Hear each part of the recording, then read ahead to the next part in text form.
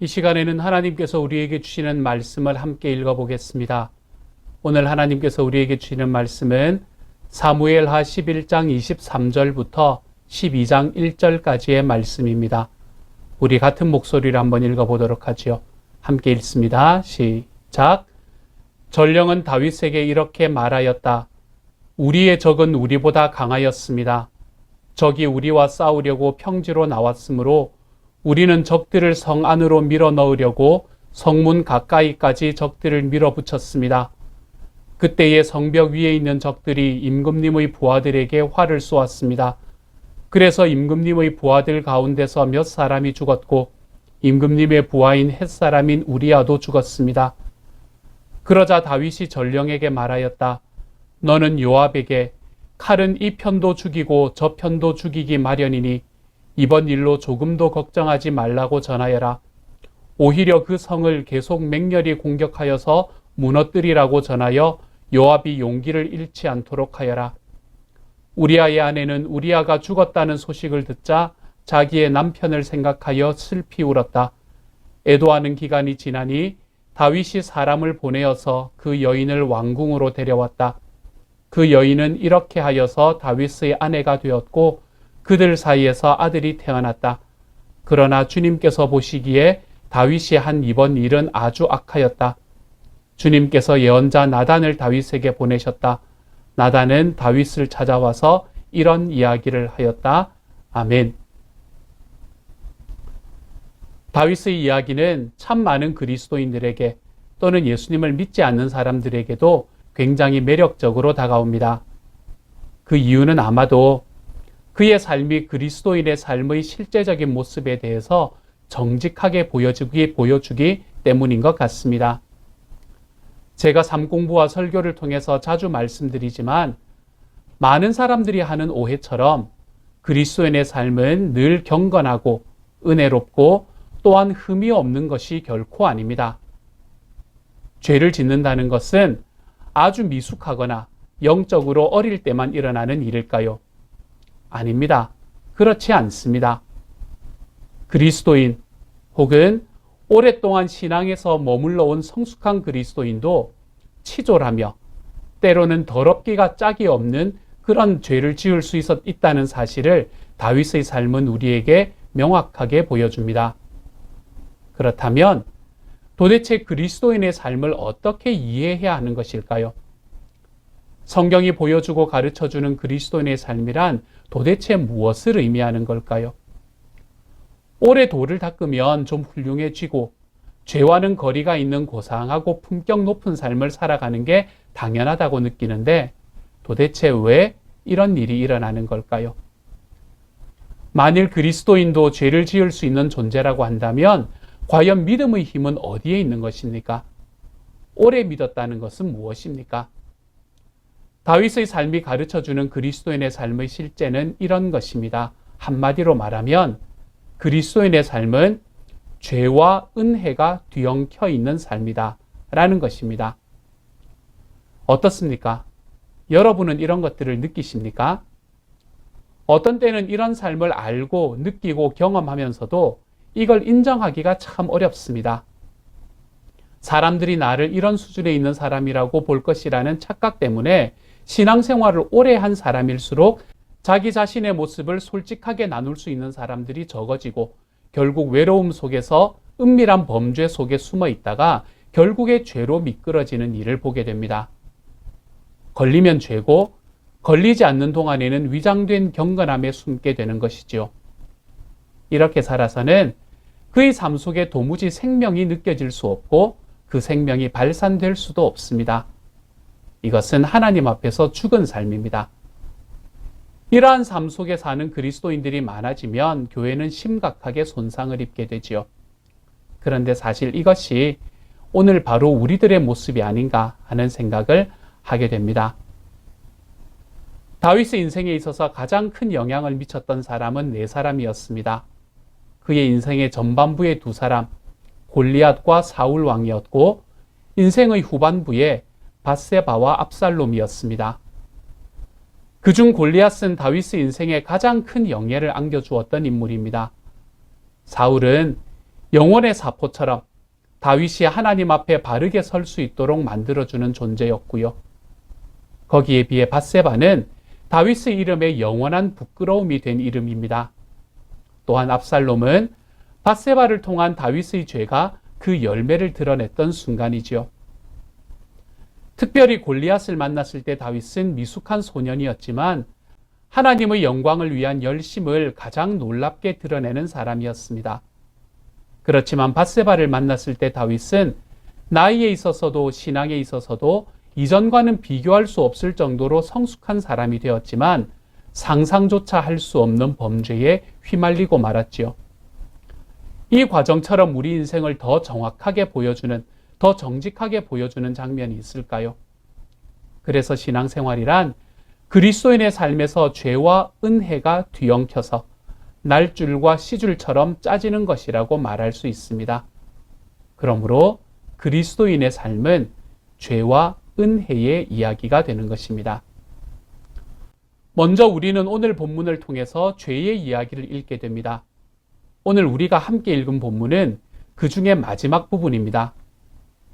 사울에게 그토록 헷세드를, 인애를, 하나님의 인자를 베풀 줄 알던 사람이 누구도 주님을 기억하지 않을 때에 하나님을 기억하고 그분의 언약궤를 모셔올 마음을 품을 줄 알았던 사람이 갑자기 추악한 범죄의 주인공이 되어버립니다. 어떤 일이 생긴 걸까요? 먼저 그 스토리를 좀 알아보십시다. 추운 겨울이 지나고 봄이 되었습니다. 당시에는 겨울에는 전쟁을 하기에 힘이 들었기 때문에 봄이 되자 본격적인 전쟁의 시절이 시작됩니다. 보통은 군대의 제일 앞에서 함께 출전했을 다윗이었지만 이때는 그는 출전 중이던 이스라엘 군대를 뒤로 하고 궁전에 머무르게 되지요. 그러다가 하루는 궁전의 옥상을 거닐다가 우연히 한 여인이 목욕하는 장면을 목격합니다. 그리고는 견딜 수 없는 욕망의 다윗은 왕으로서의 모든 힘을 과시하며 그 여인을 불러오고 또한 잠자리를 같이 합니다. 여기에서 우리는 기도하는 사람으로서의 정체성은 온데간데 없다는 것을 볼 수 있습니다. 오직 자기 자신의 사욕을 채우는 권력자로서의 다윗의 모습만을 볼 수 있게 되지요.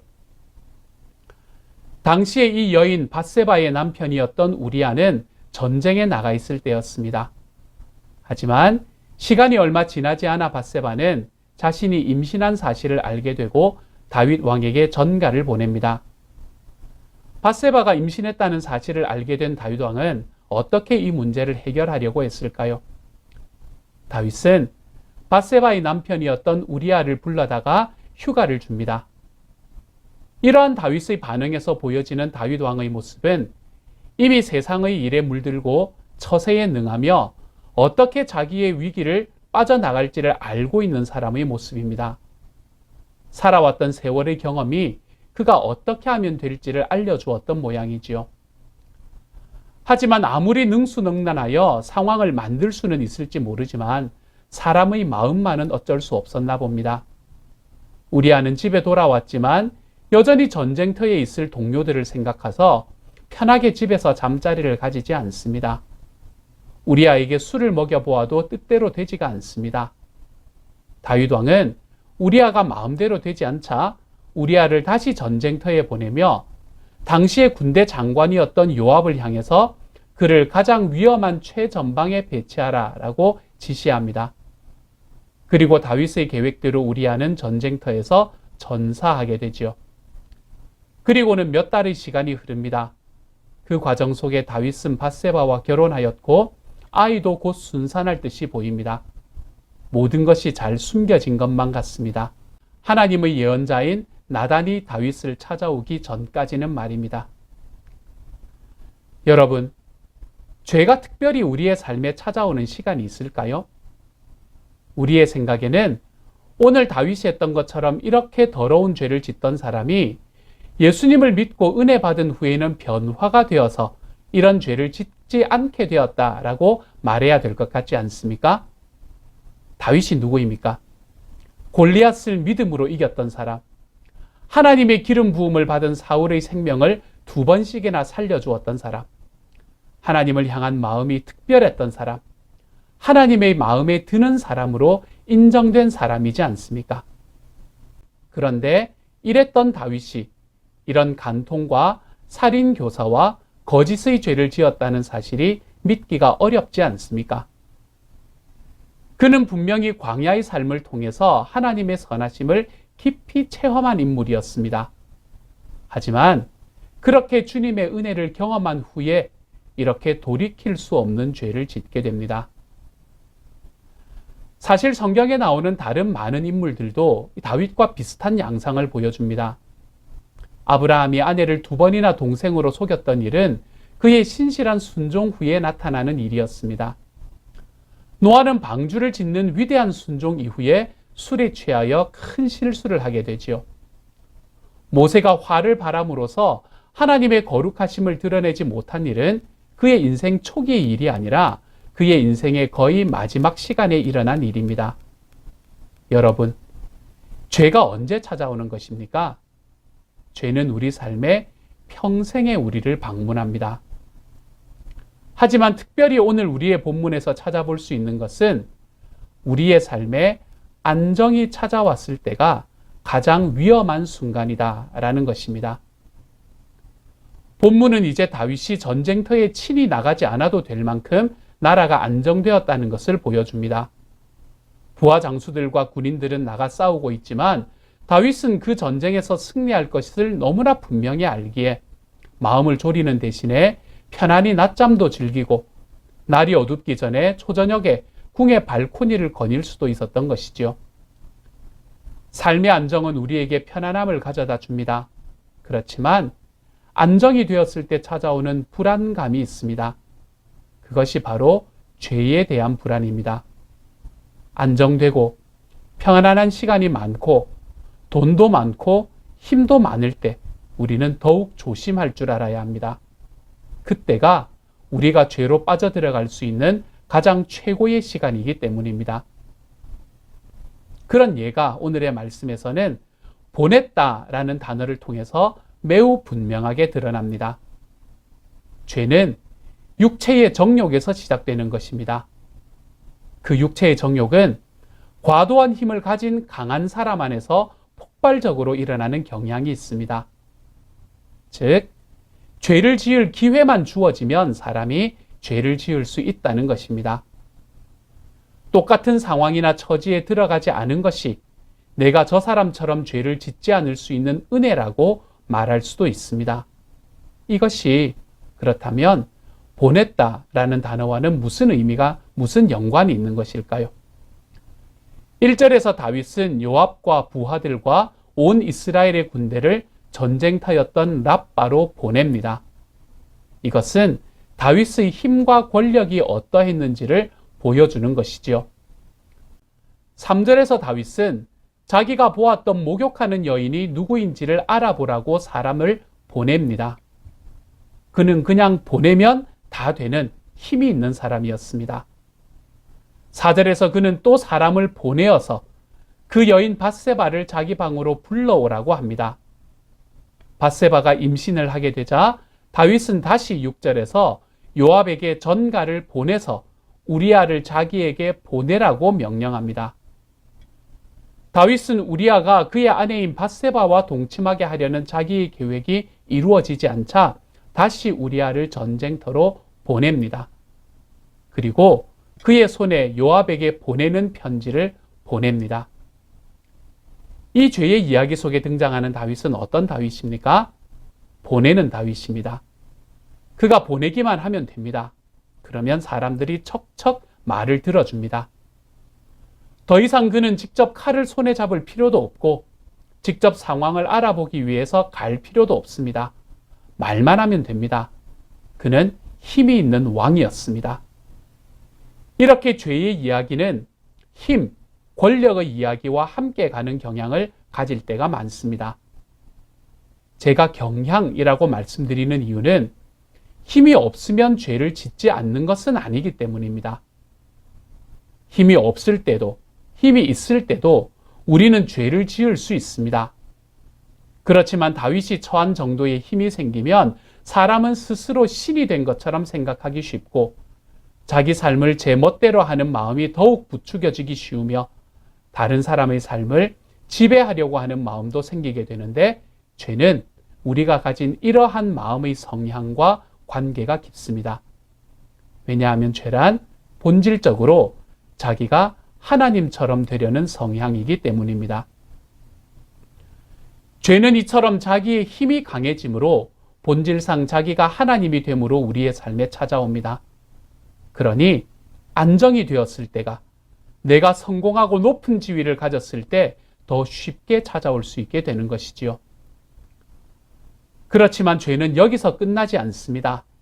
우리는 다윗의 이야기에서 죄가 가진 또 다른 성격을 읽게 됩니다. 그것은 바로 죄는 은밀하다는 것과 또한 점진적으로 커져간다는 사실입니다. 죄는 은폐되고 싶어하는 성향이 있습니다. 그래서 외로움과 고독이 깊어지면 사람이 범죄하기가 쉽습니다.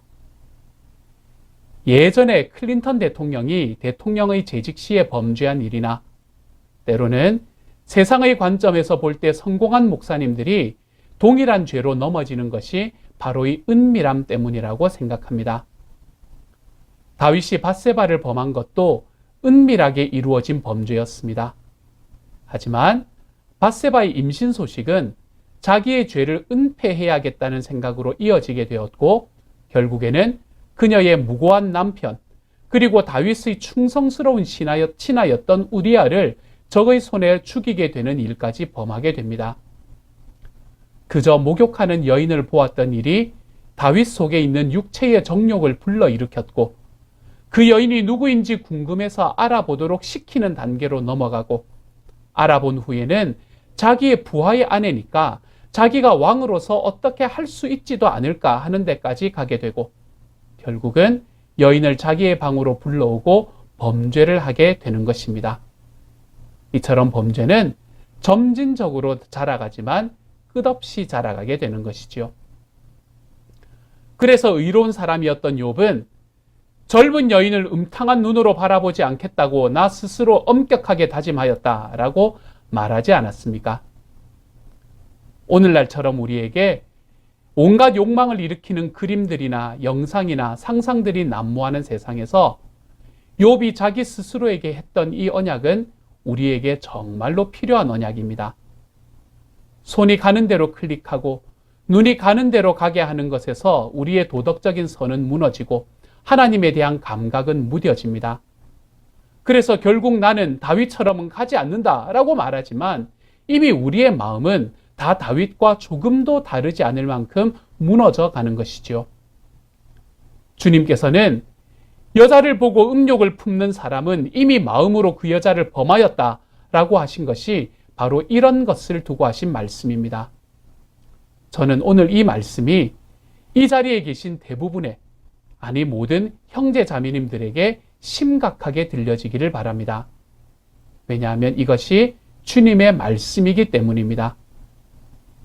우리가 우리의 삶에서 회개함과 동시에 우리의 눈과 마음을 지키겠다는 언약, 우리가 그 언약을 하나님께 드리며 우리 하나님의 은혜를 구하며 살아가는 하나님의 사람들이 되어 가시기를 소망합니다.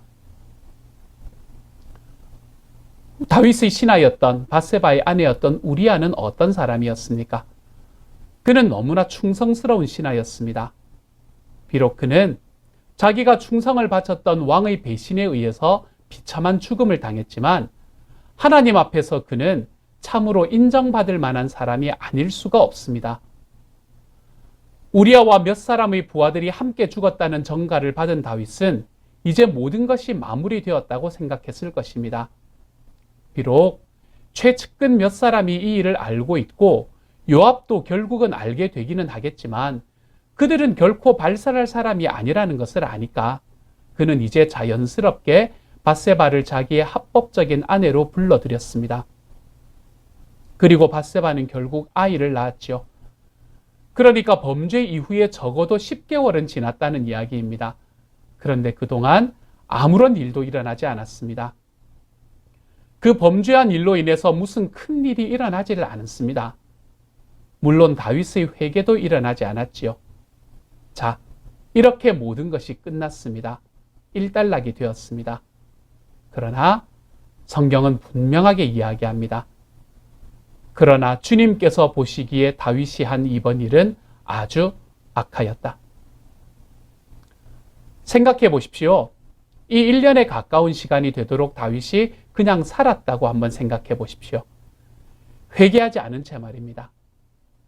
밧세바를 사랑했을 테니까 그들은 서로가 좋았을지도 모릅니다. 또 시간이 흐르면서 우리아에 대한 미안함 같은 감정들도 점차 사라져 갔을 것이고 마치 너무나 정상적인 부부처럼 느껴지기도 했을 것입니다. 그렇지만 이 사실을 알고 있는 우리들이 이 죄의 이야기를 읽으면서 상상할 수 있는 다윗의 그 1년여의 시간은 과연 그가 지난날 받았던 은혜와 조화를 이룬다고 볼 수 있겠습니까? 과연 지금 다윗은 은혜를 받은 사람처럼 살아가고 있는 것입니까? 하나님의 선하심을 맛보았던 사람입니까? 아니, 정말 이 다윗은 거듭났던 사람이 맞기는 맞는 것입니까? 거듭난 사람도 그렇게 죄가 은폐되고 넘어가기만 하면 아무 일 없단 듯이 살아갈 수 있는 것입니까? 저는 적어도 이 기간 동안의 다윗을 우리가 본다면 그에게서는 도무지 거듭난 하나님의 자녀의 증거와 열매는 찾아볼 수 없다는 사실에 공감합니다. 그는 아마 기도했을 것입니다. 그러나 아무런 감격도, 아무런 느낌도, 아무런 교감도 없이 그냥 기도했을 것입니다. 이럴 수 있습니까? 예, 그럴 수 있습니다. 이 일이 가능합니다. 참으로 하나님 앞에 회심한 사람도 이러한 곳에 빠져들어갈 수 있습니다. 이것이 얼마나 두려운 일인지요. 얼마나 안타까운 일인지요. 하나님을 알고도 그분을 아버지로 모시고도 제대로 교제하지 못하고 의무로만 지키는 종교 생활의 모습. 사랑하는 여러분, 여러분 안에서는 이런 모습이 나타나고 있지는 않습니까? 코로나19의 영향으로 온라인 예배가 일상이 되어온 지난 1년, 우리의 신앙의 모습은 어떻게 변화되어 가고 있나요? 만일 우리가 하나님께 여전히 종교적인 의무는 다하고 있지만 예배도 참석하고 기도도 하고 하지만 그것이 명백히 형식에 불과한 것이고 하나님에 대한 조금의 감정도 사랑도 느낌도 없다면 우리는 어쩌면 지금 죄를 짓고 있는 다윗의 자리에 서 있는지도 모릅니다. 이사야는 죄가 하나님과 우리 사이를 갈라놓아서 하나님과 우리 사이의 관계가 깨어진다라고 말합니다. 우리 삶에 존재하는 이 죄가 바로 하나님께 대한 우리의 감정을 메마르게 하는 것이지요. 다윗의 이야기는 어쩌면 여기서 끝났을지도 모릅니다.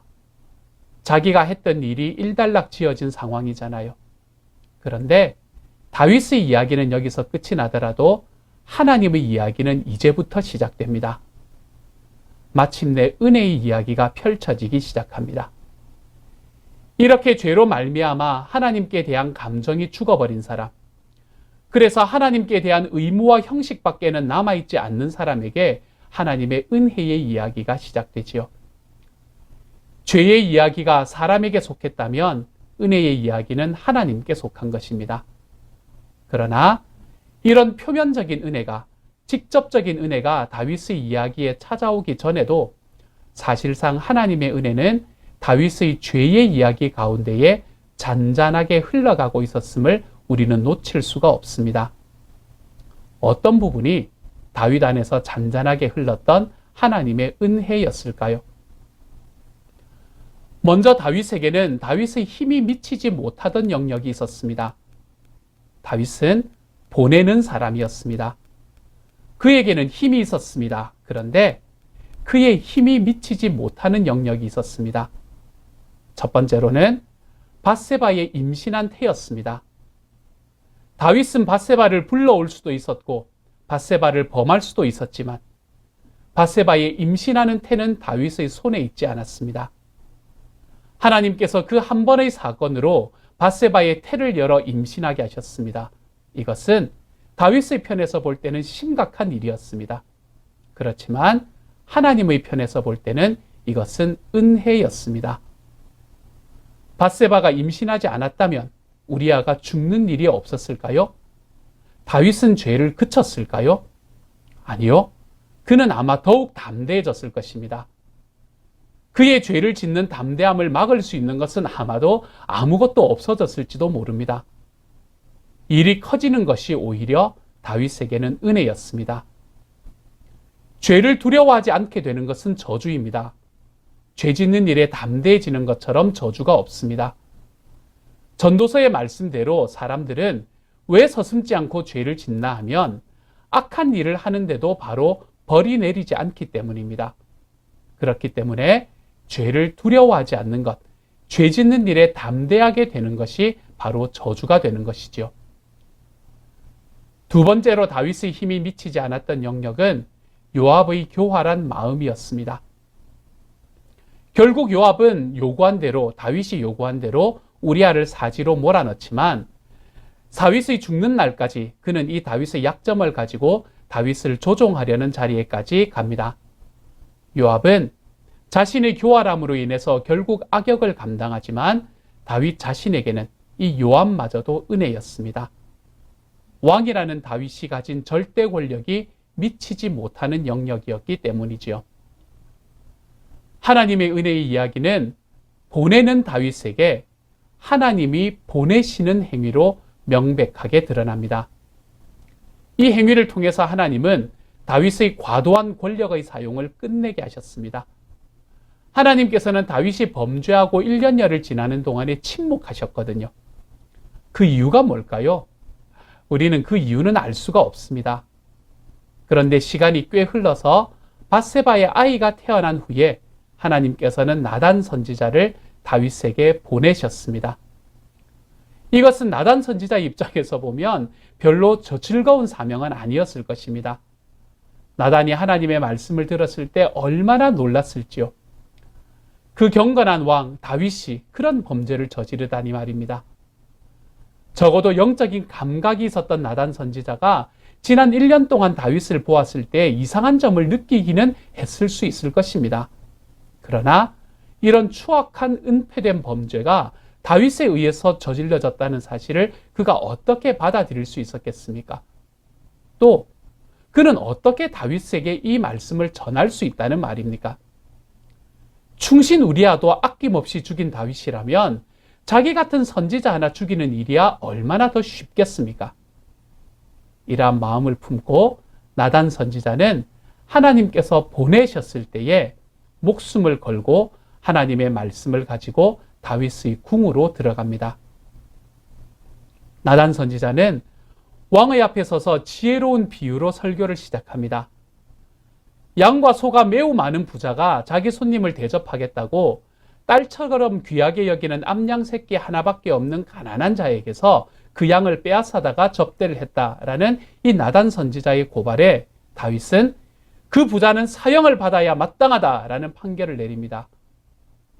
그 기회를 놓치지 않고 나단 선지자는 당신이 바로 그 사람입니다 라고 이야기하지요. 이것이 설교, 곧 하나님의 말씀의 힘입니다. 그렇지만 이 말씀은 여기서 끝나지가 않았습니다. 3인칭으로 이야기하다가 그것이 바로 당신입니다 라는 2인칭으로 말했을 때 그 말씀을 듣던 다윗은 내가 주님께 죄를 지었습니다 라고 1인칭으로 고백을 합니다. 설교의 말씀은 성경에 나오는 3인칭의 이야기를 버무려서 여러분에게 2인칭의 메시지로 전달하는 것입니다. 그런데 이 말씀을 받으실 때 여러분은 3인칭으로 받아서는 안 됩니다. 여러분은 1인칭의 반응을 할 줄 알아야 합니다. 그래야 하나님께서 내게 주신 말씀을 듣고 경험하고 살아갈 수 있게 되는 것이지요. 나단 선지자를 통해서 준 이 위대한 설교는 다윗에게 적중했습니다. 이 하나님의 말씀의 힘으로 겉모습만 남아있었던 다윗의 종교 생활이 다시 하나님 앞에 신앙생활로 살아나기 시작합니다. 주님과의 교감이 사라지고 의무만 남아있던 그의 죽어있던 신앙에 생명이 소생되기 시작합니다. 이것이 하나님의 은혜의 이야기, 바로 주님이 우리에게 주신 이야기가 되는 것입니다. 다윗의 이야기는 바로 이 하나님의 거대한 이야기 속에 존재하는 것이지요. 하나님의 자녀들의 삶의 이야기도 마찬가지입니다. 우리는 우리의 이야기 속에서 살아가는 것 같이 느껴질 때가 많습니다. 그렇지만 아닙니다.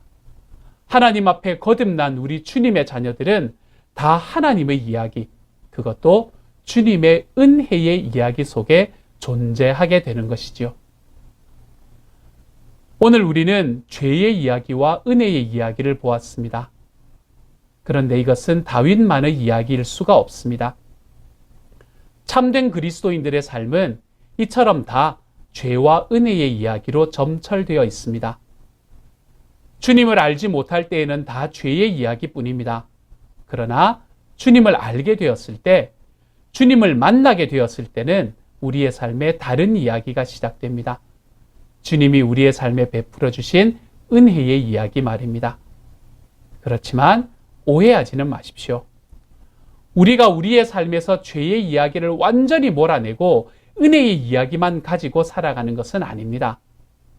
그리스도인으로 사는 동안 우리는 죄와 은혜의 이야기 속에서 뒤엉켜서 살아갈 것입니다.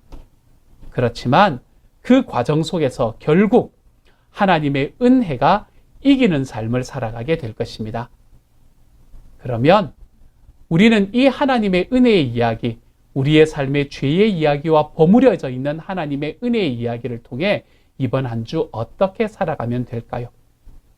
첫 번째로 우리의 평생에 시험에 들지 않도록 기도하며 살아가십시오. 사랑하는 여러분, 우리는 주님께서 제자들에게 가르쳐 주신 기도 가운데 시험에 들게 하지 마옵시고 다만 악에서 구하옵소서라는 간구를 압니다. 왜 주님께서는 그 짧은 기도 속에 이것을 언급하셨을까요? 왜냐하면 이것이야말로 그리스도인들이 평생에 구해야 하는 중요한 간구이기 때문입니다. 성숙할 때까지가 아닙니다. 평생입니다. 우리는 평생 시험에 들지 않게 기도해야 합니다. 앞에서 말씀드린 대로 하나님의 사람들의 심각한 죄는 그들의 경건이 증명된 후에 성숙한 후에 생겨날 수도 있습니다. 하나님과의 친밀한 동행이나 오랜 세월에 걸친 탁월한 경건마저도 성도 안에서 우리 안에서 내재하는 죄의 본성을 근절하거나 바꿀 수는 없습니다. 우리 속에 있는 이 죄악의 성향은 죽는 순간까지 거룩한 성도의 경건 속에서도 살아있다고 성경이 가르치는 것을 가볍게 여기지 마십시오. 우리의 경건이 아무리 깊은 수준에 들어간다고 하더라도 말입니다. 그러므로 주님께서 가르쳐 주신 이 간구는 우리의 호흡이 끊어지는 순간까지 드려야 하는 기도입니다. 그래서 사도 바울은 그러므로 서 있다고 생각하는 사람은 넘어지지 않도록 조심하십시오 라고 권면하지 않습니까? 두 번째로 힘의 결핍이 있을 때 거기에 감사하십시오. 여러분이 사람을 보내는 다윗이 아니라면 그것을 인해서 감사하십시오. 그러나 여러분이 보내는 사람의 입장이시라면 그것도 감사하되 더욱 조심하십시오. 이것이 없어서 불평하는 자리에서 이것이 없기에 감사하다는 고백의 자리로 나아가십시오. 만일 왕궁에서 더러운 죄를 짓고 살아가는 삶을 살아간다면 사울에게 쫓기는 광야에서라도 하나님의 선하심을 매일 맛보고 사는 것이 더 낫다는 사실을 기억하시기 바랍니다. 그러나 왕궁에서는 있어서 죄를 짓고 광야에서는 없어서 죄를 짓는 일을 주의하며 살아가십시오. 마지막으로 하나님의 말씀을 들으십시오. 여기에서 듣는다는 것은 귀로만 듣는다는 것이 아니라 그 말씀에 아멘으로 응답하고 거기에 순종해 보는 것입니다. 나단 선지자가 다윗에게 설교했을 때 다윗이 1인칭으로 반응했던 것처럼 말입니다. 3인칭의 이야기를 통해서 2인칭으로 도전을 받았을 때 내가 주님께 죄를 지었습니다 라고 고백하고 무릎을 꿇었던 다윗처럼 주님의 말씀을 듣고 그 앞에서 순종하는 자리로 걸어가십시오. 사족입니다. 혹시 여러분 가운데 하나님과 너무나 오래도록 감정적인 애정이 없이 형식적으로 신앙생활을 하고 계신 분들이 계시면 그분들께 말씀드립니다. 사랑하는 여러분, 회개하셔야 할 것을 주님께서 그 말씀으로 깨닫고 보게 해주시기를 기도하시기 바랍니다. 무엇보다 주님의 말씀이 매주일 선포되고 여러분이 기회 있는 대로 하나님 앞에 나아가 그 말씀 앞에 머리를 숙일 때에 그 말씀으로 여러분의 돌 같은 심령이 물같이 녹아질 수 있는 은혜를 구하고 또 구하고 또 구하시기를 바랍니다. 그것만이 우리가 주님 안에서 살아갈 수 있는 길입니다. 하나님의 말씀이 없이 여러분의 그 무딘 심령이 언제나 살아나리라는 헛된 기대를 버리십시오. 주님의 교훈은 완전하여서 사람에게 생기를 북돋워 줍니다. 우리의 영혼을 살아나게 만드는 것은 하나님의 말씀밖에 없습니다. 범죄하고 1년여 다윗의 화석화된 영혼을 깨우고 소성케 한 것은 바로 나단 선지자를 통해서 주신 하나님의 말씀이었습니다. 사랑하는 여러분, 하나님의 말씀을 들을 때 여러분은 무엇을 기대하십니까? 여러분이 얼마나 잘 살고 잘하고 있는지를 확인하기를 기대하십니까? 저는 이날 하나님의 은혜가 나단 선지자를 통하여 하나님의 말씀으로 다윗에게 찾아온 날, 다윗은 자기 인생에서 그 어느 때보다 하나님의 말씀의 능력과 은혜를 체험했을 것이라고 생각합니다.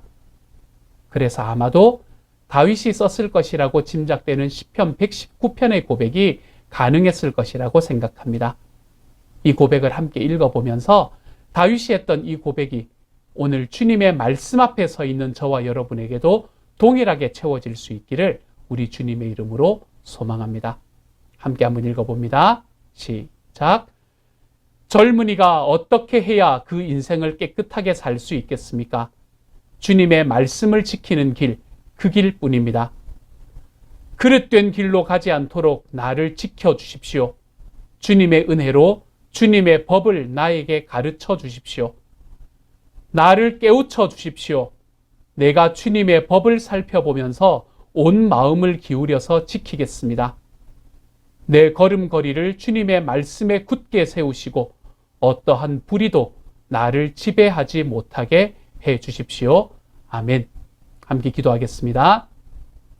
사랑하는 하나님 감사합니다.